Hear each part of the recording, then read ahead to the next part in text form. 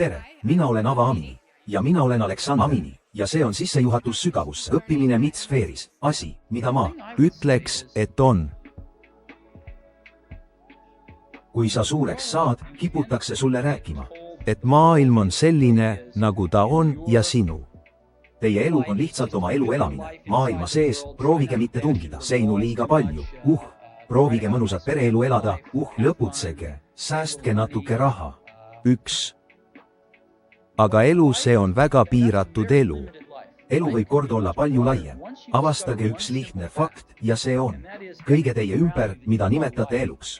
Mõeldi välja inimeste poolt, kes ei olnud targem kui sina. Olgu, ma arvan, et AI saab olema tuleviku majandus ja teie olete osa sellest. Kas te näete, kuidas ma selle sisse liistasin? See on jällegi, see ei lähe täielikult juhtuma. Ma lähen pole kunagi see on ja õpilased, pange maha teie mõtlemine. Hea küll, kes selle leidis.